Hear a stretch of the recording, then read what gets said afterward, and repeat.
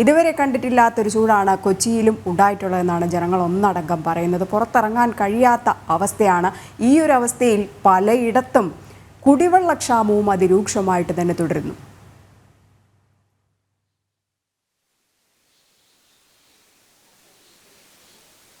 രജനി, കൊച്ചിയെ സംബന്ധിച്ചിടത്തോളം ഇല്ലെങ്കിൽ എറണാകുളം ജില്ലയെ സംബന്ധിച്ചിടത്തോളം പല മേഖലയിലും അത് ജല അതോറിറ്റിയിൽ നിന്നുള്ള കുടിവെള്ളം മാത്രമാണ് ആശ്രയിക്കുന്നത്. പല മേഖലയിലും ഉപ്പുവെള്ളത്തിൻ്റെ വലിയ സാന്നിധ്യമുണ്ട്. ഇത്തരം മേഖലകളിലെല്ലാം തന്നെ ഈ കുടിവെള്ളം എത്തിക്കുന്നതിൽ വലിയ പാളിച്ച ഉണ്ടാകുന്നു. ഇല്ലെങ്കിൽ കുടിവെള്ളം ഇപ്പോൾ എത്തുന്നേ ഇല്ലെന്നുള്ള ഒരു സാഹചര്യം തന്നെയാണ് നിലനിൽക്കുന്നത്. ഞാനിപ്പോൾ നിൽക്കുന്നത് വൈപ്പിൻ നിയോജകമണ്ഡലത്തിൽപ്പെട്ട ഞാറയ്ക്കലാണ്. ഈ ഭാഗത്തും വലിയ രീതിയിലുള്ള കുടിവെള്ളക്ഷാമമാണ് നിലനിൽക്കുന്നത്. 2 ദിവസം ഇരിക്കുമ്പോഴാണ് ഇവിടെ കുടിവെള്ളം എത്തിയിരുന്നത്. ഇപ്പോൾ അതും എത്തുന്നില്ല എന്നതാണ് ഇവിടുത്തെ വീട്ടമ്മമാരും മറ്റും പറയുന്നത്.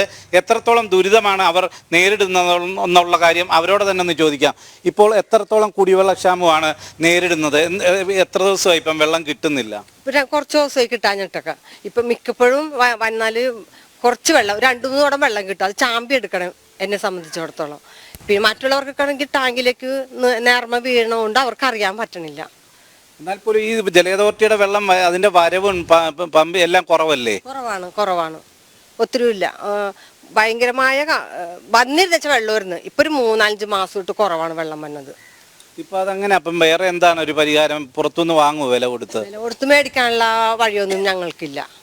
അപ്പൊ അത് എള്ള വെള്ളം സൂക്ഷിച്ച് ഞങ്ങള് പെരുമാറിയെടുക്കണം. അങ്ങനെ ഞങ്ങളുടെ ഇപ്പൊ പഞ്ചായത്തിൽ നിന്ന് ടാങ്കുകളിലും മറ്റും വെള്ളം എത്തിക്കുന്ന സംവിധാനമില്ലേ? ഒന്നുമില്ല. ഇപ്പൊ ഇങ്ങോട്ടൊന്നുമില്ല. വേറെ എവിടെ നിന്ന് അറിഞ്ഞൂടാ. എങ്ങനെയുണ്ട്? കുടിവെള്ളക്ഷാമം രൂക്ഷമാണോ? അത് വളരെയധികം രൂക്ഷമാണ്. ഇവിടെ ആണെങ്കിൽ ഈ ഭാഗത്താണെങ്കിൽ നമുക്ക് ബോർവെല്ല പോലും താഴ്ത്താൻ പറ്റൂല. ബോർവെല്ലൊക്കെ താഴ്ത്തി കഴിഞ്ഞാൽ തന്നെ ഉപ്പുവെള്ളം, ചെളി അങ്ങനെയുള്ളതൊക്കെ ആയതുകൊണ്ട് ഈ വെള്ളം തന്നെയാണ് എല്ലാവരും ആശ്രയിക്കുന്നത്. ഇത് നേരെ ചൊവ്വ കിട്ടുന്നില്ല വെള്ളം. ഇതിന്റെ ബന്ധപ്പെട്ടവരോടൊക്കെ പറയുമ്പോൾ എന്തെങ്കിലും പോകാൻ വഴി അവരുടെ ഭാഗത്തുനിന്ന് കാണുന്നുണ്ടോ? ഉടനെ തന്നെ ശരിയാക്കാം എന്നുള്ള രീതിയിലാണ് പറയുന്നത്. പക്ഷേ ഇത് നല്ലതായിട്ടൊന്നും. അമ്മയും കുടിവെള്ളക്ഷാമം അനുഭവിക്കുന്നുണ്ടോ? കുടിവെള്ളം ഇപ്പം വെള്ളം വരും ഇപ്പോൾ കുറവാണ്. പിന്നെ ഇവിടെ ഉപ്പുവെള്ളം കിട്ടുള്ളൂ. ചാമ്പി ഈ ബോറൽ ആഴ്ത്തിയാലും ചാമ്പിയാലൊക്കെ കടുത്ത ചൂടൂടാകുമ്പോൾ വലിയ ബുദ്ധിമുട്ടല്ലേ? വെള്ളവും കൂടി തന്നെ ബുദ്ധിമുട്ടാണ് ഭയങ്കര. ഈ ഭാഗത്ത് കറണ്ട് പോക്ക് എങ്ങനെയുണ്ട്? വൈദ്യുതി ലഭിക്കാത്ത അവസ്ഥയുണ്ടോ? എല്ലാ ദിവസവും രാത്രി ഇപ്പോൾ പതിവായിട്ട് കറണ്ട് പോകുന്നുണ്ട്. ഒരു 10-10:30 ആകുമ്പോൾ പോകുന്നുണ്ട്. 1 മണിക്കൂറോളം കറണ്ട് പോകും.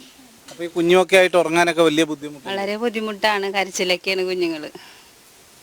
രജനി, വലിയ രീതിയിലുള്ള ബുദ്ധിമുട്ടാണ് ഇവർ കുടിവെള്ളവുമായി ബന്ധപ്പെട്ട് അനുഭവിക്കുന്നത്. അത്തരത്തിൽ അതിനൊരു പരിഹാരവും കാണുന്നില്ല. പരിഹാരം കാണാമെന്ന് ഒരു നടപടിയും ഉണ്ടാവുന്നില്ല എന്നതാണ് പറയുന്നത്. ഇത് കേവലം ഈ ഭാഗത്ത് മാത്രമല്ല, തൃക്കാക്കര മണ്ഡലത്തിൽ മൊത്തത്തിൽ കടവന്ത്ര, കാക്കനാട് ഭാഗത്തൊക്കെ 4 ദിവസം ഇരിക്കുമ്പോഴാണ് വെള്ളം ലഭിക്കുന്നത്. അതും കൃത്യമായി കിട്ടുന്നില്ല. ഇതേ സാഹചര്യത്തിൽ തന്നെ ജനങ്ങൾക്ക് കുടിവെള്ളം കൊടുക്കാതെ കിൻഫ്രയിലേക്ക് കുടിവെള്ളം പെരിയാറ്റിൽ നിന്ന് പമ്പ് ചെയ്ത് കൊണ്ടുപോകുന്ന ഒരു സമീപനവുമുണ്ട്. സർക്കാരിനോട് ഇതിനൊരു ശാശ്വത പരിഹാരം കാണുമ്പോൾ അതിനുള്ള പണമില്ല എന്നതാണ് പറയുന്നതെന്നും MLA ഉമാ തോമസ് ഇന്ന് ഇതുമായി ബന്ധപ്പെട്ട് വിളിച്ചപ്പോൾ പറയുന്നു. ആ രീതിയിൽ വലിയ രീതിയിലുള്ള ബുദ്ധിമുട്ട് ജനങ്ങൾക്ക് നേരിടുമ്പോൾ അതിനൊരു പ്രഥമ പരിഗണന കൊടുക്കാൻ സർക്കാർ തയ്യാറാവുന്നുമില്ല. ഈ രീതിയിലാണ് ഓരോ വീടുകാരും പറയുന്നത്.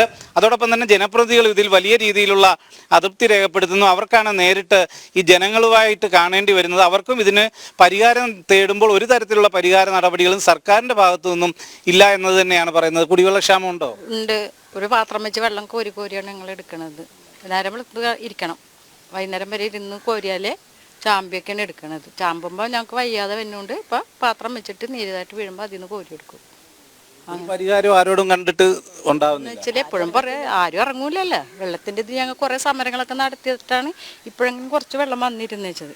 അപ്പം അതും ഇല്ലാതെ നിരവധി തവണ സമരം ചെയ്തു. അത്തരം പ്രതിഷേധത്തിൻ്റെയൊക്കെ ഭാഗമായിട്ടാണ് ഇതിനൊരു പരിഹാരം അല്പം നാളുകൾക്ക് മുമ്പുണ്ടായത്. എന്നാൽ 4 മാസമായി കുടിവെള്ളക്ഷാമം അതിരൂക്ഷം എന്നത് തന്നെയാണ് ഇവിടുത്തെ ഓരോ വീട്ടമ്മമാരും പറയുന്നത്. ഇതോടൊപ്പം തന്നെയാണ് വൈദ്യുതി ബന്ധം ഇല്ലെങ്കിൽ ലോഡ് ഷെഡിങ്ങിന് സമാനമായ രീതിയിൽ, പവർ കട്ടിന് സമാനമായ രീതിയിൽ വൈദ്യുതി തകരാറിലാവുന്ന ഒരു അവസ്ഥയുണ്ട്. അത് രാത്രി 10:30-ക്ക് ശേഷമാണ് ഇത്തരം സംഭവം. ചില സമയത്ത് തീരെ വോൾട്ടേജ് ഇല്ലാത്ത സാഹചര്യം വരുന്നു. ചിലപ്പോൾ പൂർണ്ണമായും വൈദ്യുതി മുടങ്ങുന്ന ഒരു സാഹചര്യവും, കുട്ടികൾ അടക്കമുള്ളവർക്ക് ഉറങ്ങാൻ പോലും കഴിയാത്ത സാഹചര്യം. സർക്കാർ ആശുപത്രികളിൽ മറ്റും കിടപ്പ് രോഗികളുണ്ട്. അവർക്കും ഇത് വലിയ രീതിയിലുള്ള ബുദ്ധിമുട്ടാകുന്നു. ഈ രീതിയിൽ എല്ലാം തന്നെ ഈ വേനൽക്കാലത്ത് സർക്കാരിൻ്റെ ഭാഗത്തു നിന്നും ലഭിക്കേണ്ട സേവനങ്ങൾ അത് കൃത്യമായി ലഭിക്കാത്തത് കൊണ്ടുള്ള ബുദ്ധിമുട്ടുകൾ തന്നെയാണ് ഇവർ പങ്കുവെക്കുന്നത്. രജനി. യെസ്, കേരളം ചുട്ടുപൊള്ളുകയാണ്. അതിനിടയിൽ തന്നെ ജനങ്ങളെ ദ്രോഹിക്കുന്ന നടപടിയുമായിട്ട് വൈദ്യുതി വകുപ്പും ജലവകുപ്പും കടക്കുന്നു. അതാണ് കൊച്ചിയിലെ ഞാറയ്ക്കൽ, വൈപ്പിൻ ഞാറയ്ക്കൽ ഭാഗത്തെ ജനങ്ങളുടെ പ്രതികരണം നമ്മൾ കണ്ടത്. ദിവസങ്ങളായി അവിടെ വെള്ളം വന്നിട്ട് കുടിവെള്ളം പോലും പൈസ കൊടുത്ത് വാങ്ങേണ്ട അവസ്ഥ. ഓരോരുത്തരും പറയുന്നത് ഇത് തന്നെയാണ്. ഈ കുട്ടികളുമായിട്ടൊക്കെ തന്നെ കിടന്ന് ഉറങ്ങാൻ പോലും കഴിയാത്ത അവസ്ഥ. നമ്മൾ ആ ദൃശ്യങ്ങളിൽ നിന്ന് തന്നെ മനസ്സിലാക്കി ആ കുഞ്ഞിന് ദേഹത്തൊരു ഉടുപ്പിടാൻ പോകില്ല, അല്ലെങ്കിൽ വസ്ത്രം ഇടാൻ പോലും കഴിയാത്ത അത്രയും വലിയ ചൂടാണ് നിൽക്കുന്നത്. ആ സമയത്താണ് ഇത്തരത്തിലുള്ള നടപടികളുമായിട്ട് ജലവകുപ്പും പോകുന്നത്.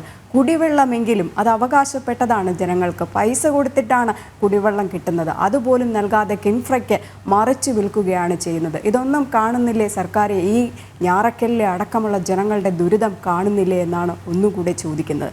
സുധീഷ് ഗോപാലാണ് വിശദാംശങ്ങൾ നൽകിയത്.